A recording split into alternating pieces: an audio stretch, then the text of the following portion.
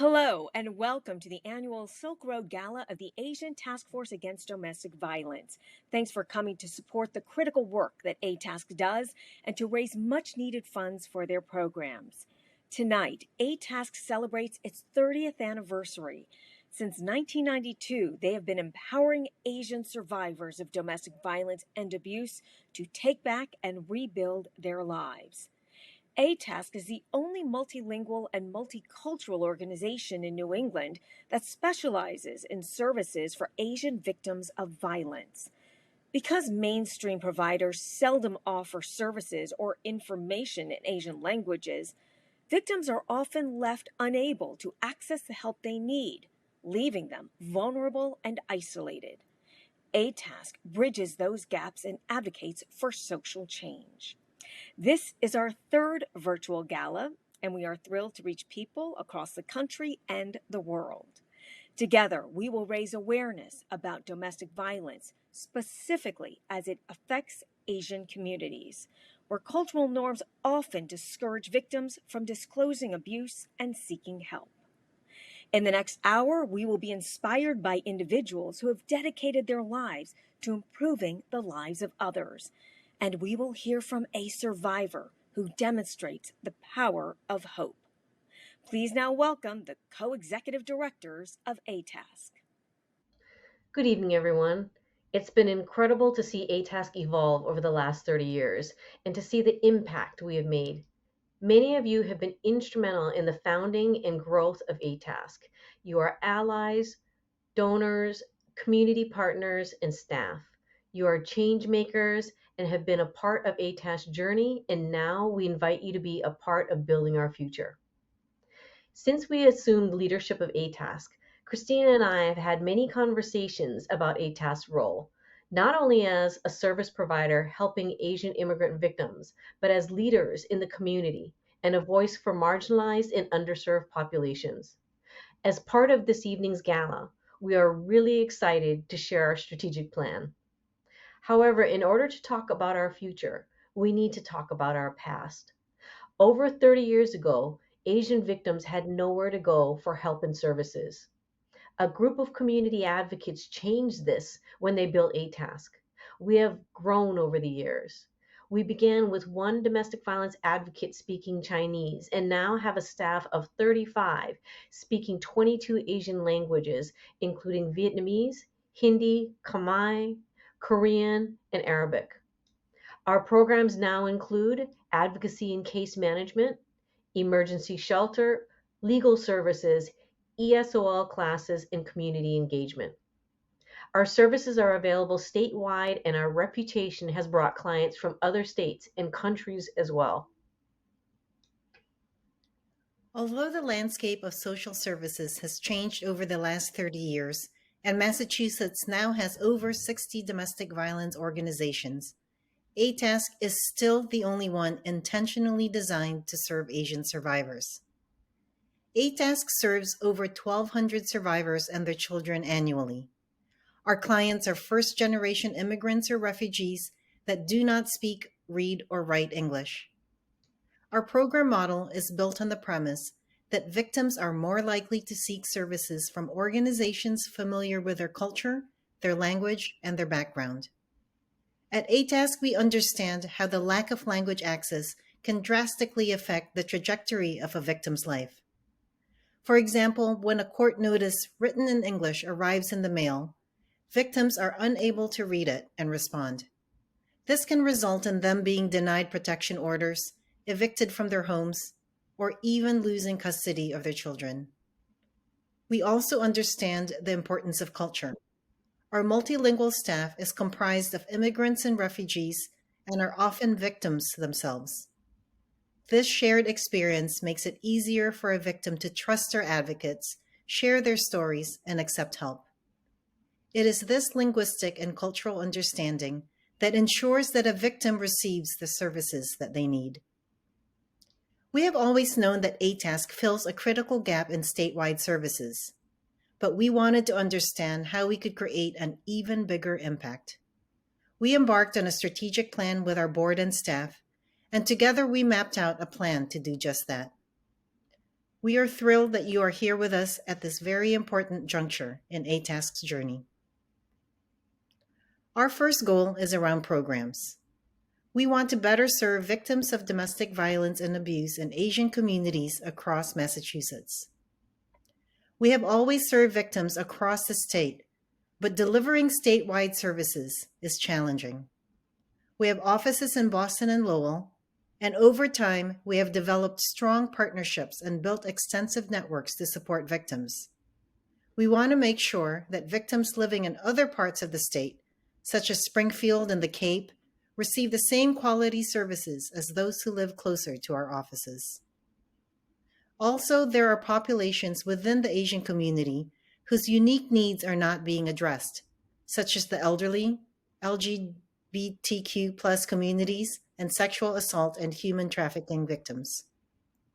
Although ATASK currently serves these populations, our staff is not specifically equipped to deliver services appropriate to their identity and circumstances. In order to more effectively serve them, we would need to train staff and build new partnerships and networks. The scale and complexity of our program goal necessitates having to redesign our entire current service delivery model. ATASK is primed and ready for the challenge, and we will work with stakeholders and staff to do this. The second goal of our strategic plan is on policy and advocacy. We want to establish our role as a leading voice for Asian communities in addressing the root causes of racism and social inequities. Why do we need to get involved in this space? Well, Asians are underrepresented in data and research, and the needs of Asian communities are often overlooked in policies. Although many of these issues are not specific to domestic violence, they affect the everyday lives of victims and their children. We can do everything possible to support victims on the front lines, but unless we address the systemic inequities that are creating barriers for our clients, then victims will continue to be re-victimized by the very systems that are supposed to be helping them. Let's consider language access. Approximately 30% of Asians in Massachusetts speak limited English. The inability to communicate and be understood can have severe consequences, especially when you're in crisis. At ATASK, we see what happens when victims cannot access critical services to the extent that they have returned to abusers because they can't get housing and struggled alone with the effects of untreated trauma. Through our policy advocacy, we intend to amplify the needs of Asian communities and advance policies that dismantle systemic inequities. The third goal of our strategic plan is around marketing and communications. Through this goal, we want to increase the awareness of ATASK's mission and programs and maximize engagement among key constituents. Why is this important to us to have a presence? The population we work with is vulnerable and often isolated. As new immigrants and refugees, they're unaware of their rights and don't know where to seek help. We need to make sure that survivors know where to go and that the community knows where to send them. ATASK Network, which includes our supporters, community partners, and each and every one of you here this evening, is instrumental in sharing information about ATASK. Every day we receive referrals from providers and the community, and one day you may be in the position of seeking help for someone you know. It is through our networks that our goal of increasing awareness of ATASK programs will be achieved. The fourth goal of our strategic plan is around infrastructure. We want to strengthen ATASK's organizational infrastructure to ensure high-quality program delivery, workplace satisfaction, and strategic growth. ATASK services are specialized and require a different model from mainstream organizations. We are constantly innovating in response to the changing needs of the Asian community. Our hallmark is our cultural sensitivity and broad language capabilities. This cannot be sustained without our uniquely qualified staff, who are at the heart of ATASK. Our priority is to attract and retain a multicultural and multilingual staff because they are vital to ATASK's mission of empowering and rebuilding lives of Asian victims. We want to offer competitive salaries, elevate workplace satisfaction, and increase professional development. Domestic violence has been declared a public health issue and is not going away. Having a strong infrastructure ensures that ATASK is here to stay, and this leads us to our fifth and final goal, sustainability. We want to ensure our long-term financial sustainability so we are able to continually fund our programs. Domestic violence is an ongoing issue that is just starting to be talked about publicly within the Asian community. We know that there are many more victims who have not yet reached out. Our goal is to ensure that ATASK has the funds to be here long-term to meet the growing needs of Asian victims. We will develop financial and investment plans, identify revenue-generating sources, and diversify our funding streams. Financial sustainability will allow us to maintain our programs and have the flexibility to innovate and respond to the unique and changing needs of the Asian community. We hope you are as excited about our strategic plan and future as we are. You are here this evening because you believe that ATASK changes lives. As change makers who are part of ATASK's journey, we now invite you to be part of building our future. Greetings and welcome everyone to ATASK's virtual Silk Road Gala. My name is Elisa Choi. I am an internal medicine and infectious diseases physician and a current volunteer member of the board of directors for ATASK. I am delighted to share the exciting news that ATASK is the recipient of the prestigious 2023 Edward R. Loveland Memorial Award from the American College of Physicians, also known as ACP.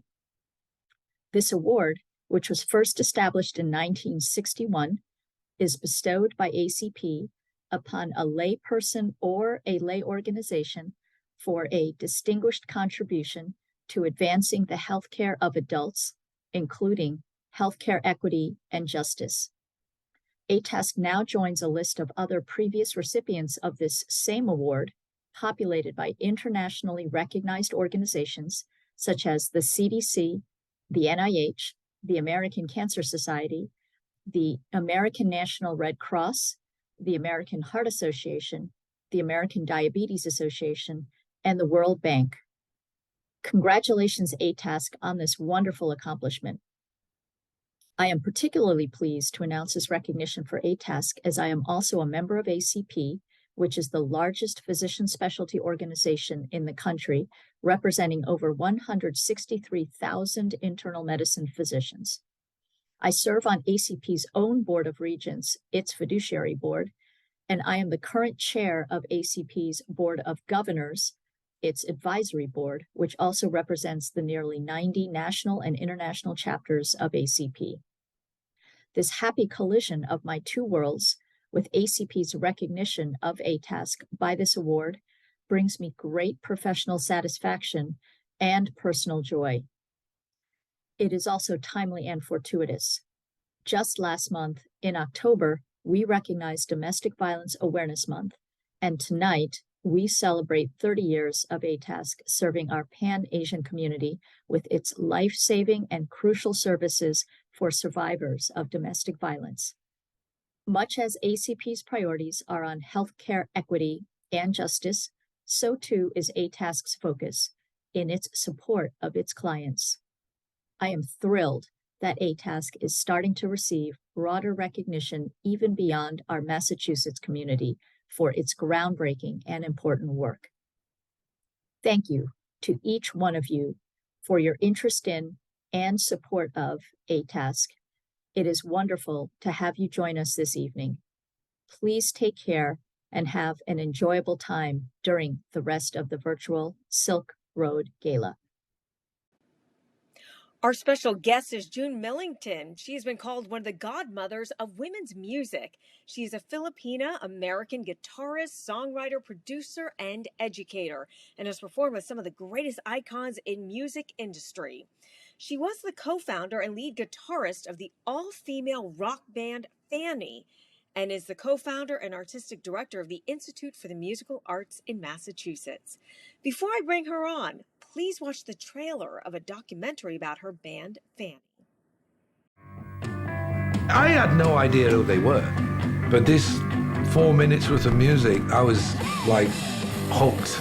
The queens of rock and roll, Fanny. Take care of yourself. This is your story. Fanny is iconic, truly before their time.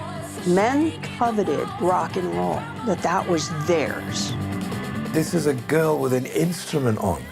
So, okay, this is a game changer.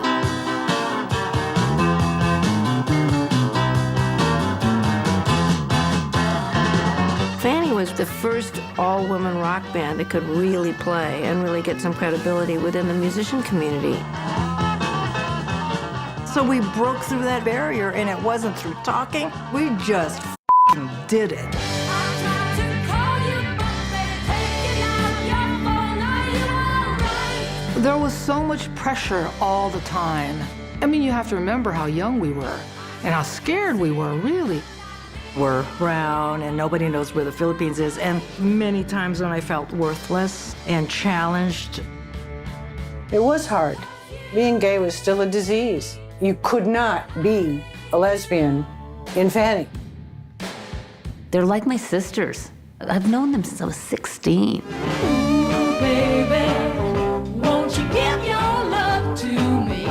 Being in a rock band gave us a place to belong. We were all different together. They made 5 records. You know, the Go-Go's get a lot of attention for what we did, and we only made 3 records. They didn't have that #1 hit in the platinum records that the other bands had, but those other bands wouldn't have had those platinum records if Fanny didn't open the door. It's always the ones that started that get f***ed. Let's go back to where it all began. 17, then we started a band. If I had many lines in my face as Keith Richards, I don't know that we would have been offered a record deal. On the road, girls on the go, doing what we knew was gonna save our souls. Rocking is a metaphor. When you fail, you pick yourself back up again. They were considered badass, and they still are.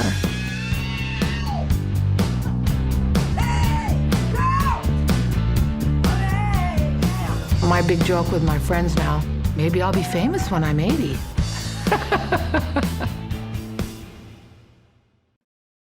Welcome, June. You've had quite the musical career, from having multiple rock bands to running a nonprofit organization. Before we dive into your music, can you tell us a bit about your early life in the Philippines and where you grew up? Yeah, I was born in Manila. The family sort of ancestral home is in Batangas, in the town of Leon, not far from the China Sea, actually. So, you know, I'm definitely culturally Filipina, although our dad was Yankee, actually from Vermont. He went to Annapolis and he ended up in the Pacific Theater, which is how he met my mom right after the war. So they were married in 1947, and I was born in 48. And, you know, I was educated in kindergarten at a Filipino school and then American school and then an academy for women, young girls, is in the 7th grade. And then we moved here in 1961. June, what was it like to grow up in a biracial family at that time?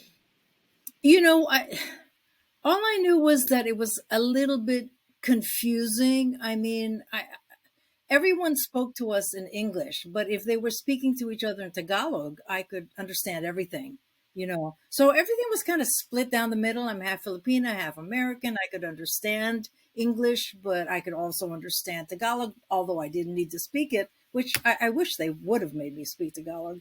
But everything there at that time, so let's say when I first started to, you know, gain consciousness, let's say it's 50, 51, was pretty much all around, you know, following the rules. Like my grandfather was definitely, you know, he ruled the roost. And because the Philippines is metro local, basically, we moved into our grandmother and grandfather's compound along with the rest of the family. So I grew up with my uncles and aunties, and I was so attached to them, cousins, etc. I mean, I am seriously Filipina. Yeah. But then you moved to the U.S. as a teenager, and I'm sure you experienced racism when you did move. What inspired you to start making music? You know, I feel like music was just simply inside of us. I mean, my sister is a year younger than I, and we were playing ukuleles in the Philippines and singing, learning and singing songs off the radio. So Hang Down Your Head, Tom Dooley was a great favorite of ours. Everly Brothers, you know, a lot of songs in which there was a duo singing, we loved. And then when I discovered an acoustic guitar, I heard an acoustic guitar in 7th grade at that Filipino school, Assumption. I just flipped out. I couldn't believe that no one had ever played me one, or that I didn't really know that I could have access to it. So on the ship, on our way from Manila to San Francisco in 1961, you see us. I have a photo of me and Jean playing for, I guess, the ship. Now everyone's got huge grins and we're playing 2 acoustic guitars. So The music definitely found us. I did not go looking for it. And then you became the lead guitarist of Mhm. Fanny, the first all women rock band to get a major record label. You truly were pioneers. How were you treated differently from the male bands? Boy, that's such a big answer. I mean, I would say, first of all, even starting with our first band, the Svelts, in late 65, going into 66, the first thing that we saw when we stepped on stage was sneers. You could see mostly the young boys sneering and, prodding each other and making, terrible comments, I'm so sure. But then as soon as we started to play, they would fall in love with us, they and their girlfriends. So that was number one. And number two, um, they didn't want to see me play lead guitar, and I didn't want to play lead guitar either. But our lead guitarist split after we signed our record deal in L.A. And Gene and Alice said to me, you got to play lead guitar, and I'm like, what? Because I knew that was going to lead into a lot of situations where basically, the guys were like, show me what you can do, and all you could Well, do you have was the to play like you have the star power. You have it. You have the star power. You also have another kind of power. You are a cancer a. survivor, and you last year you had a concert to celebrate life Mhm. and to celebrate your fabulous hair growing back. And we hear that even at 74 years of age, you outlasted many of the musicians a quarter of your age. We just have to ask, could you do us the honor of showing us maybe one of your guitars and playing Oh, something yeah, for us? sure. In fact, wow, that just reminded me. I do have a guitar right here, and there's a song called "I Love Your Hair" that I wrote when we first moved here from California. We're in Massachusetts, of course, in Goshen. This is my famous Les Paul, and it's Ah. you're not going to get anything better than this. This came to me sort of as an accident, but hey, I'm happy about that. And it's I love your hair. I wrote, like I said, when we first moved here. I couldn't get to sleep one night. And I went down and wrote it on a small acoustic guitar in the living room. But the thing is, it's a true story, and that story Mm. is um, when my hair started to turn gray, and it was really cool because at first I had like kind of what would you call that? I don't know. Yeah, Streaks. lightning. Uh, a gray on my forehead or the sides of my head, and it was really beautiful. So people used to come up to me in the store or wherever and just say, "I love your hair," and then they just go on like at Stop and Shop or wherever. It didn't matter. So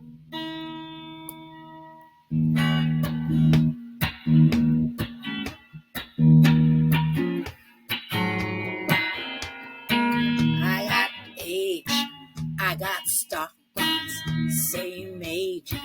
I still say right on in the 60s, 17, before disco, before Queen. I met a woman walking down the street. The year 2000, how can that be? She said, I like your hair. It's turning white. I said, where? She said, I love your hair. I love your hair. It's turning white all on its own. Well, that's all right, 'cause it's all homegrown. It's got a mind. It's got sense. It don't need me. It just happens. Hanging nice, just like before. When I was 20, playing rock and roll. Before computers, before the Gap, before Madonna, before rap. Hey! People say, hi, hey, how you been? You're looking good. Say, what's that color in? 'Cause I love your hair. I mean, you got the main part now. But Yeah. I wasn't planning on writing the song. It just happened because so many people would come up to me. I mean, it happened to me in Arizona at a hotel. This young Native American woman who was cleaning the hotel room. She goes, can I touch your hair? And I said, well, okay. I mean, it's very rarely that I would let it grow or anybody touch my hair. But I said, well, why? And she said, because my grandmother, she's gone now, but she would always have me braid my hair. And it just reminds me of my grandmother. So there are a lot of reasons why people love my hair. I think number one, because I didn't do anything to it. I just let it, and to me, that's a statement. That's a political statement right there. Yeah. And we want to let people know that you really help a lot of young women find their voices. You're clearly in the studio at the Institute for the Musical Arts. You have started a music camp for girls. This was a passion of yours, correct? Yes, absolutely. Absolutely. Yes. Well, I want to bring us back to the reason why we are here and gathered together to raise awareness about domestic violence, particularly in the Asian community. Many victims feel they are silenced by their abusers, and as immigrants who speak limited English, they are unaware of their rights in the U.S. And ATASK clients often feel they don't have a voice. There was an article about you in the Boston Globe and about at times you felt invisible. You've really had to fight every step of the way as a female musician pioneer, as an immigrant, as a lesbian. What is your quick advice to women about not giving up? It comes in stages. The first part of racism that I felt when we moved here was the fact that nobody knew where the Philippines was. I mean, that really hurt my feelings. I took that personally, but as I get older, I realize to stand for myself. If somebody says something weird or not right or whatever, I feel like it's incumbent for me to say something like, you really shouldn't say that or something like that. So I would say if you can find the courage in yourself, do speak up. But, for me, how I got my, let's say revenge or whatever, how I got back was I just got better at my chosen profession, which is playing guitar and writing and singing. So I just practiced. And, Filipinos know how to practice. Asians know how to study. So I set up. I didn't have any place to go to learn how to play lead guitar. Think about it. This is 1969. There's no Berkeley. There's no GIT. There's nothing, So I had to make up my own curriculum, and I did.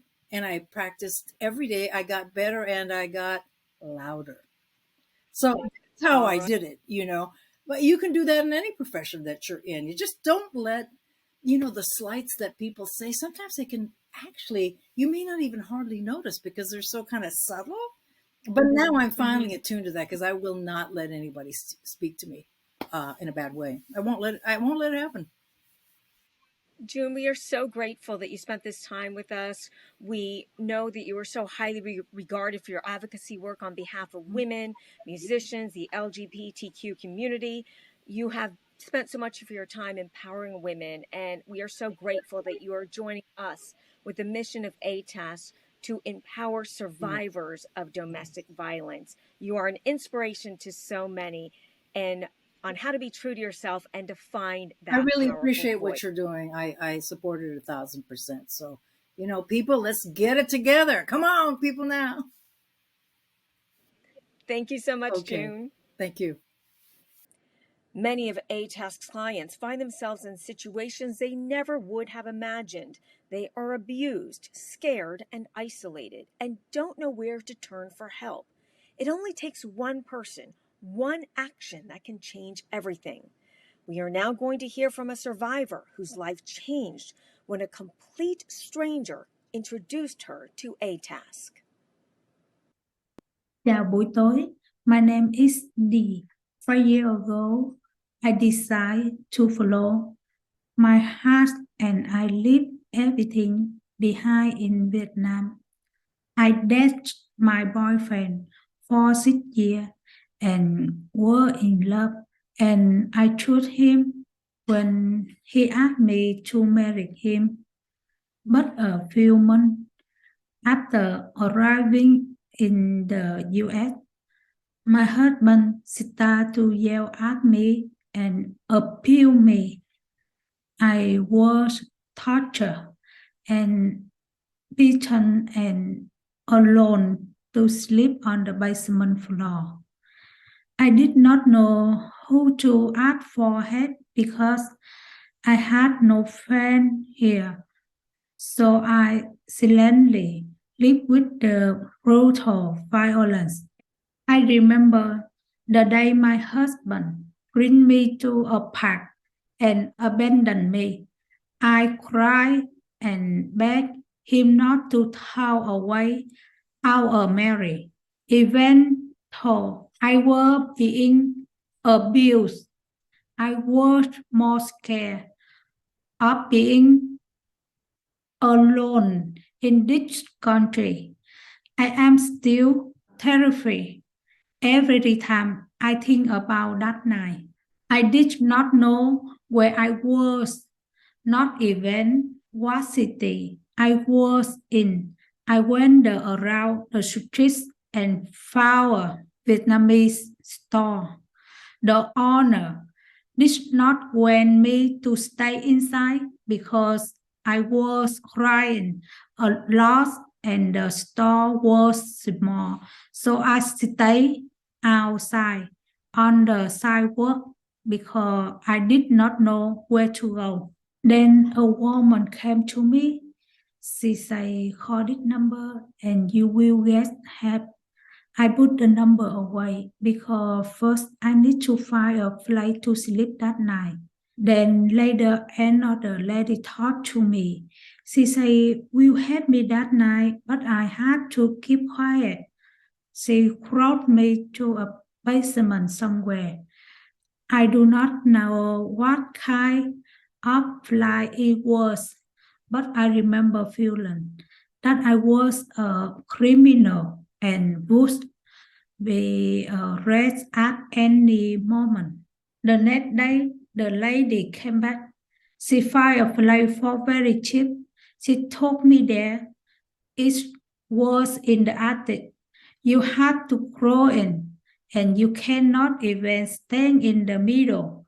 It was not a place for living, but at least I had a place to sleep. I need to get a job because I had no money, but I could not work legally because my husband never filed the immigration paper for me. He also keep my passport and my social security number.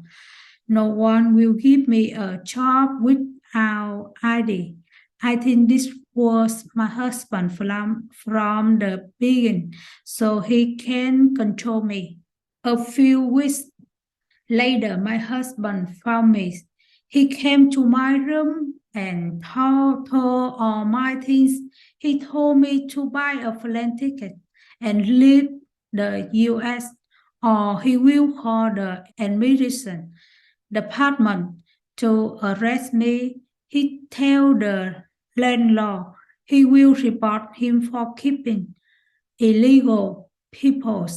So the landlord got scared and told me to leave. My life was at a dead end. I was alone with no way out, no more tears to cry, no hope. Then I remember the phone number the woman gave me at the Vietnamese store, but I was scared to call. How do I start my story? Who will believe me? I came to the US legally, but in a short time, I lost my marriage, became a homeless person, illegal, without ID, and will go to jail and be deported. I could not go to back Vietnam because I did not bring honor to my family. At that moment, I had nothing to lose. I got the courage to call, and I found out it was ATASK. This was the best decision I ever made. ATASK bring me to their shelter and connect me with a lawyer to help with my admiration status, and they support me and help me with everything. I thought this is my second family in this new country, a family that gives me a reason to live and be loved again. Especially my case manager Kim. There were times when I think that will free me from the band, but she told me not to give up when I was sad or angry. She gently listened and comforted me. With Aitat beside me, I start a new life full of hope again. Today, I have my green card. I am working. I have an apartment, and I have freedom to control my life. I want to thank the woman who gave me Aita's number. I do not know who she is, but one day I hope to find her and tell her I am okay now. And most of all, I want to thank Aitas. My painful story had ended. And now I cry again, but this time they are tears of happiness. Cảm ơn rất nhiều. Thank you very much. My name is Kim Nguyen, Dee's advocate. When I first met Dee, she was scared. She did not have any confidence. But today, she is determined, independent, and strong. She shared her story today because it makes her feel good about herself. And most importantly, because it may be able to help someone. We heard from Dee about how a stranger helped her to connect with ATASK and how that saved her life. Maybe one day you too will be in a position to help someone by giving them ATASK number. We need your help to make sure people like Dee get the help they need. Please donate to make sure victims remain safe and can rebuild their life. There's a link in the chat, or you can scan the QR code on the screen with your phone or tablet. Here are some ways that you can make a difference today. A donation of $5,000 will provide a case manager to work directly with survivor for 1 month. $2,500 will provide a month of internet and self-service so advocate can provide a visual services to clients. $1,000 donation will provide a week of English language classes for clients. With $500 donation will provide a startup furniture for a client moving into a new home. $250 will provide a tablet so client can access the virtual services. $100 will provide a 1 month of transportation or utility for a client. $50 will provide a food card for a client for 1 week. Thank you very much for supporting us and then for helping and support the clients to rebuild their life for the future. Thank you for supporting ATASK. Your donations truly make a difference in the lives of survivors. Now, let's welcome back June Millington, who will be performing with girls from IMA's music camp. Hi, everyone. I'm so happy to be here in support of ATASK, working against domestic violence. And I wanted to let you know that I wrote this song, Girls Don't Dream, which is on my latest CD. Because I kind of freaked out after the January 6th insurrection. I knew that it was bad. I didn't quite realize how bad it was, but I canceled everything for a week, and among other things, this song arose. And I love it. It's about how, I mean, it's called Girls Don't Dream, but it's about how women and girls were absolutely not allowed to go through certain levels, certain ceilings, like don't be funnier than your boyfriend, don't laugh too loud, always cook, that kind of stuff where women, even through the 60s, were not allowed to have a bank account in their name or have a house in their name, etc. They were very, very much kept down. So this is a sort of breaking out of that, okay? Girls don't dream.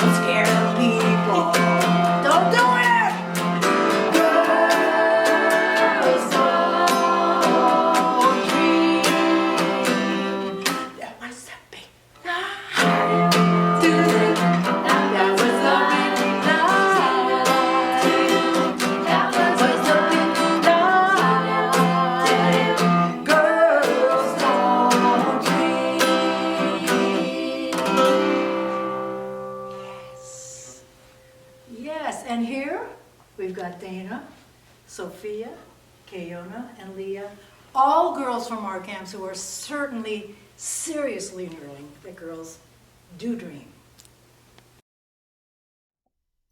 Good evening. My name is Poonam Patidar, and I am the chair of the board of ATASK. June, I want to thank you for that wonderful performance. You've spent your whole career fighting invisibility and creating a space for girls to dream. Pioneering in many ways, as the Boston Globe wrote, you have made women visible on their own terms. Over the last 30 years, ATASK has fought to do just that, to give a space for our clients to dream, to rebuild their lives on their own terms, and to be visible in a system that constantly builds barriers to access. As ATASK celebrates its 30th anniversary, I can't help but look back in gratitude at the dream and the vision of the founders of ATASK, and stand in awe of what ATASK is today. ATASK is now the premier domestic violence organization in Massachusetts that specializes in Asian victims of abuse and trafficking.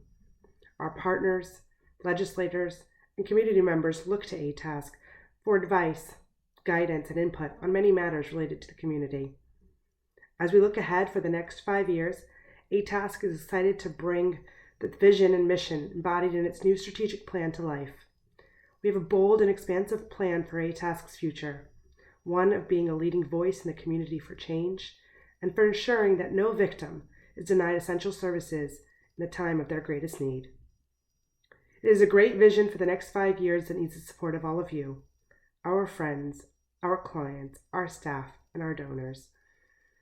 I would be remiss if I didn't take this opportunity to thank those that made this gala possible.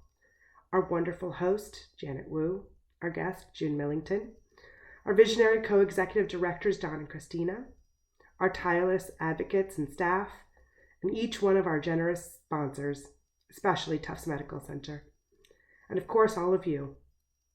I hope you've enjoyed the evening and are as excited as we are about the future of ATASK. We hope you will all consider donating generously to ensure that ATASK's bold new vision becomes a reality, and this space that we are creating to dream continues to grow. Have a great evening, and thank you again for joining us. I have had the honor of emceeing the Silk Road Gala for many years now, and each time I am struck by the impact of ATASK and their work. They have grown so much in 30 years, and they continue to grow and expand their services and reach. As I listened to the survivor story earlier, I was reminded that many domestic violence survivors live without hope. Tonight, you heard how she found hope through ATASK. I hope you will join me in supporting the work of ATASK. If you haven't already done so, please make a donation and help change the life of a survivor. Thank you for spending this evening with us.